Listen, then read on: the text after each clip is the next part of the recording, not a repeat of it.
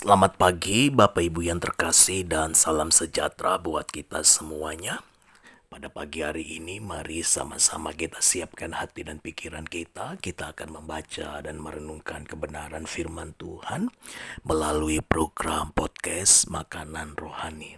Dan untuk mengawali pembacaan dan perenungan kita, mari kita awali di dalam doa. Kita berdoa. Segala pujian serta pengucapan syukur kami persembahkan hanya bagi-Mu ya Allah di tempat yang maha tinggi. Pada pagi hari ini kami datang dalam hadirat-Mu. Kami mau bersekutu dengan Tuhan secara pribadi dan kami mau membaca serta merenungkan kebenaran firman-Mu. Berikan kami hikmat pada pagi hari ini ya Allah Roh Kudus. Ini doa kami yang kami alaskan dan panjatkan di dalam nama Allah Tritunggal yang Maha Kudus, di dalam nama Tuhan dan Juru Selamat kami Yesus Kristus. Haleluya, setiap kita berkata amin. Kita buka kitab 1 Petrus pasal 5 ayat 7. Firman Tuhan menuliskan demikian. Serahkanlah segala kekhawatiranmu kepadanya, sebab Ia yang memelihara kamu. Berbahagialah mereka yang mendengar dan melakukan setiap apa yang dikatakan kebenaran firman Tuhan. Jadi bukan mendengar untuk melupakan, melainkan sungguh-sungguh melakukannya dalam kehidupan sehari-hari.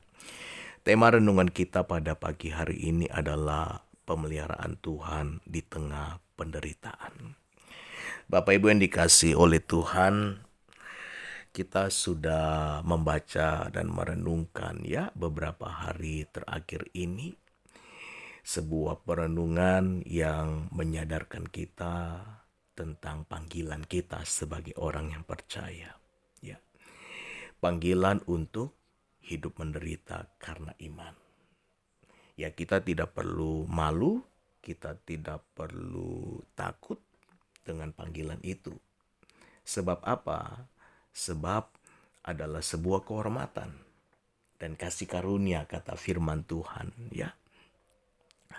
Kalau kita menderita karena nama Kristus, kita tidak perlu bersedih, justru kita harus berbahagia. Karena penderitaan kita bukan karena penderitaan akibat perbuatan dosa ataupun kesalahan. Tapi penderitaan kita karena kebenaran, yaitu karena kita mempertahankan iman di dalam Kristus. Pada pagi hari ini, Bapak Ibu yang terkasih, ada satu teks di dalam kitab 1 Petrus ini yang berkata bahwa serahkanlah segala kekhawatiranmu kepada Tuhan, sebab Ia yang memelihara kamu. Satu perkataan penghiburan, dan ini pun juga adalah kalimat perintah. Dimulai dengan kata serahkanlah. Bapak Ibu yang dikasihi oleh Tuhan, kalau boleh jujur ya dalam hidup kita, siapa sih yang tidak punya rasa khawatir? Ya, siapa sih yang tidak punya rasa cemas? Apalagi kita yang hidup di tengah-tengah satu situasi yang tidak menentu. Semuanya serba pada mahal, dolar yang tidak menentu, ya kan? Harga rupiah terhadap dolar yang tidak rendah, yang berada di titik yang tinggi. Kita khawatir. Dan saya bisa membayangkan Bapak Ibu yang terkasih, orang-orang yang percaya pada kala itu ya di abad-abad pertama, di mana mereka mengalami satu masa penderitaan. Mereka dikejar-kejar setiap hari, mereka tentu hidup dalam ketakutan. Mereka hidup dalam pelarian. Jangan sampai mereka didapat oleh prajurit-prajurit karena mereka ketahuan percaya bahwa Yesus adalah Tuhan, ketahuan menjadi orang Kristen. Tapi di dalam penderitaan dan ketakutan itu, firman Tuhan datang kepada mereka. menghibur dan menguatkan iman mereka.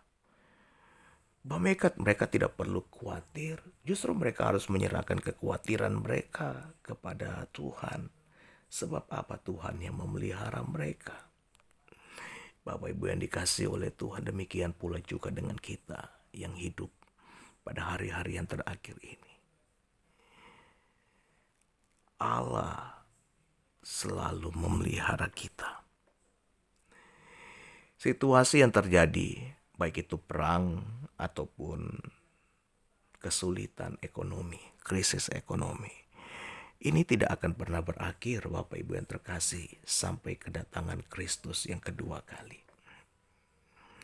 Tapi satu yang perlu kita ingat, bahwa meskipun perang dan krisis ekonomi, kesulitan dan kesusahan ini tidak akan berakhir sampai kedatangan Kristus yang kedua kali, kita mesti sadar bahwa ada pemeliharaan Tuhan.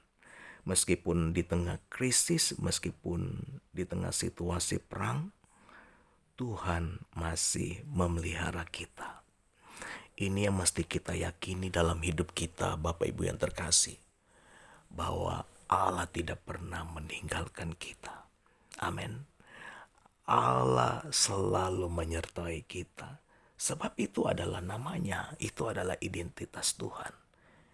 Bukankah Dia adalah Allah Immanuel? Bapak Ibu yang terkasih, Immanuel memiliki arti God with us. Tuhan yang menyertai kita, Tuhan yang selalu bersama-sama dengan kita. Tuhan tidak akan pernah bertindak berbeda sesuai dengan identitasnya. Tuhan tidak pernah jauh dari hidup kita. Tuhan tidak pernah mengingkari segala janjinya. Tuhan tidak pernah lupa dengan segala janjinya. Kalau Dia memiliki identitas sebagai Immanuel, artinya Dia akan selalu menyertai kita. Meskipun di tengah kesulitan, ada pemeliharaan Tuhan bagi setiap kita, orang-orang yang percaya, yang setuju katakan amin.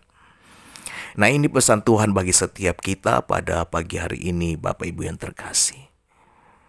Mari kita jalani hari kita dengan kita menyerahkan segala kekhawatiran kita kepada Tuhan.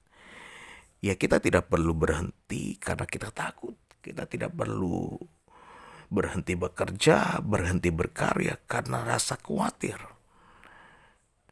Serahkan saja kepada Tuhan dan yakin Tuhan yang memelihara kita, mencukupkan kebutuhan kita, mengadakan apa yang kita perlukan. Kita berdoa.